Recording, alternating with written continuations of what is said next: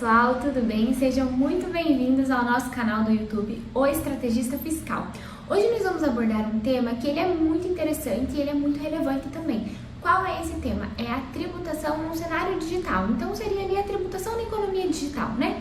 Nós vamos explorar ali quais são os desafios que ele apresenta, né? A gente vai discutir um pouquinho sobre as propostas da reforma, como que elas podem ajudar, ou então criar um ambiente, né, talvez mais justo ali e eficiente nesse cenário, nesses negócios para os investidores também. Então a gente ouve falar muito, né, da parte digital ali, pense numa startup, pense num e-commerce, numa plataforma digital. Hoje em dia os nossos negócios, eles são realizados sempre na palma da nossa mão, porque o nosso banco, ele tá na nossa mão,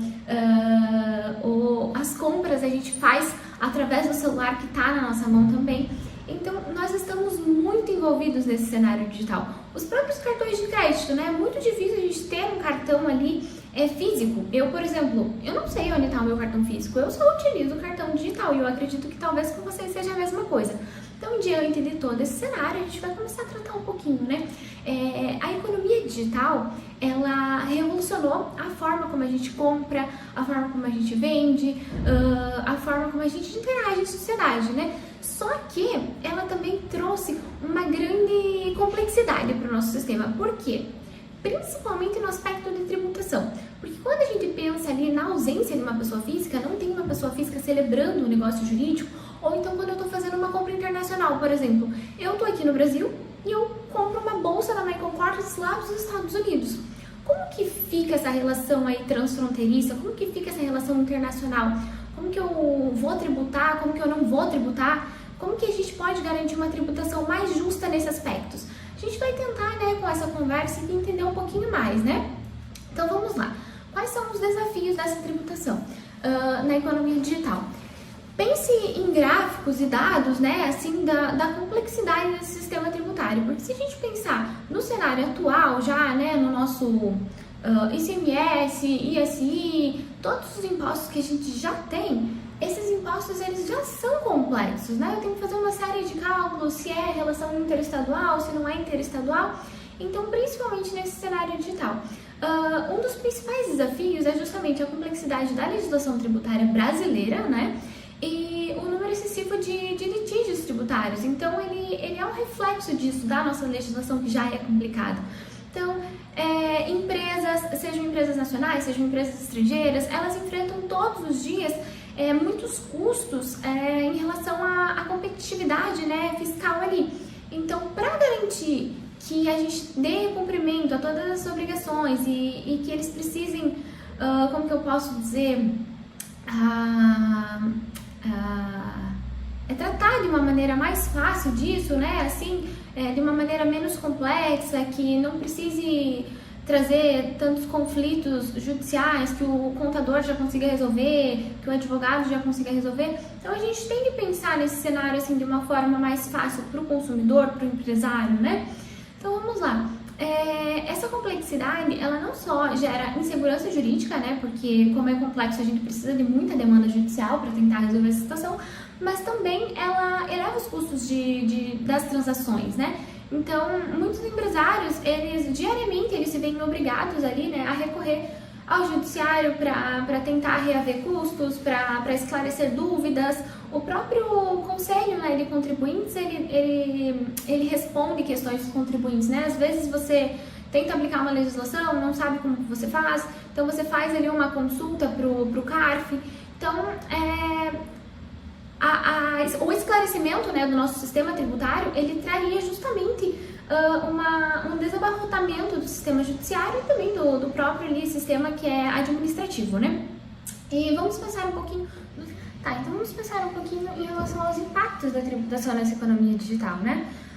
Os impostos, por exemplo, né, sobre o consumo, que talvez eles deveriam ser neutros, eles acabam onerando as empresas. Então, essas empresas que muitas vezes elas não conseguem repassar os custos para os consumidores, elas terão um custo, né, ali muito alto. Isso vai gerar uma violação, talvez, no princípio da neutralidade fiscal, não sei. A gente teria que pensar sobre isso, né, porque ele é um assunto complexo. Então a gente pode pensar, eu até digo para vocês, né, que seria interessante vocês pesquisarem empresas do setor de... empresas não, né? Pesquisarem, assim, setor de regulamento mesmo, ou então alguns exemplos de setores não regulamentados, para a gente entender essa complexidade do sistema, né?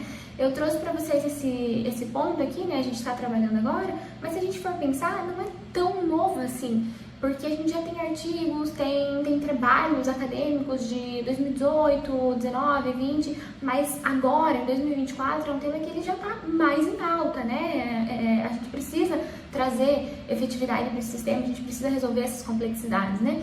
Então, além disso, muitos nichos da economia digital, eles ainda não são regulamentados.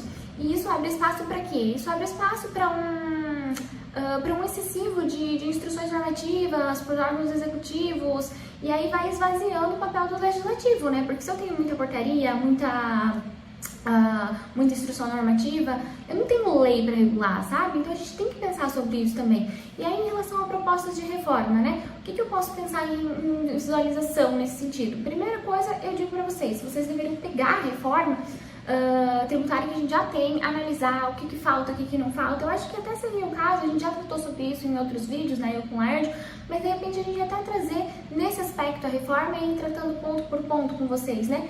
Então, o que fazer? O que eu posso fazer?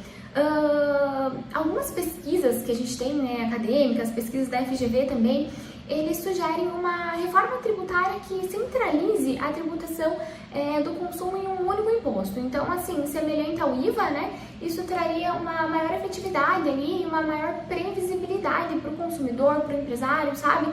Então, se vocês quiserem, a gente pode trazer um outro vídeo para explicar a proposta, assim, com detalhes mesmo, né? Que nem a gente tratou ali no outro vídeo, a CBS, os novos impostos, né, que estão sendo desenvolvidos, eles seriam interessantes. E aí, eu posso trazer também para vocês, por exemplo, que a ideia de um único imposto, abrangendo bens, abrangendo serviços, abrangendo intangíveis, tudo isso acaba reduzindo a complexidade do nosso sistema tributário, né? Isso significaria que a fusão desses impostos, né, ali o IPI, o ICMS e o ISS, que nem na proposta que a gente já trouxe no outro vídeo, né, e que atualmente eles geram confusão e disputas, isso seria uma solução? Isso talvez seria adequado, seria importante, né? Então, quais seriam os benefícios dessa reforma, né? Os benefícios que trariam uma reforma eficiente. Então, pense ali num ambiente de negócios saudáveis e como que a gente pode otimizar isso, né? Então, uma reforma bem estruturada, ela beneficiaria não apenas as empresas, mas também o Estado. O Estado, e o que isso, por que isso seria favorável, né? Porque o Estado veria sua arrecadação, ele teria estabilidade, e para as empresas elas saberiam exatamente quanto recolher, o que não recolher, sabe? Então, esse papel ele é bem importante. E a redução da insegurança jurídica e dos custos também de compliance, isso tornaria o Brasil um ambiente mais atrativo para os próprios investidores, né? Então, seria bem interessante para investimentos internacionais e bem importante. Então, vamos lá, né?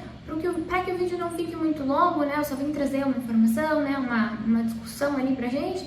Então, em resumo, a tributação da economia digital, ela apresenta bastante desafio, né, esses desafios eles são significativos e eles demandam uma reforma tributária bem abrangente, bem detalhada, assim, para que traga todos, né, todos os pontos que a gente precisa para criptomoeda, para investimento em vários pontos, né, assim, do mercado digital, né, e para as próprias transações que a gente já tem atualmente. E se nós fôssemos capazes de implementar essas mudanças, nós poderíamos criar um cenário ali mais favorável para negócios, então um cenário que como que eu posso dizer, um cenário que consequentemente ele traria para a sociedade como um todo, assim, bastante pontos positivos, assim, sabe? Seria bem favorável para a população como um todo, tanto para o empresário quanto para o consumidor, né? Então, eu acho que é isso que eu tinha para trazer para vocês. Um vídeo um pouquinho curto, né? Mas, assim, mais para instigar o pensamento, né? Assim. Então, se você gostou desse vídeo, não se esqueça de curtir, de se inscrever no nosso canal, inscreva-se e ative as notificações também, né? Isso é bem importante pra gente, para que você receba as informações. Deixe a sua opinião nos comentários, o que você achou, o que você acha das propostas de reforma. O que mais? Nós temos e-books, né, no nosso site, então se você quiser adquirir alguns e-books, tem lá o valor bem certinho. Nós prestamos consultoria, se você precisar de uma consultoria especializada, nos envie lá. No nosso site tem a forma de cobrança, você pode pagar por Pix, por cartão. E se tiver alguma dúvida também, pode enviar para o nosso WhatsApp, pode enviar para o nosso canal, né? Deixa aqui nos comentários ou então mande no Instagram, lá no direct. E eu acho que é isso. Até a próxima. Muito obrigada.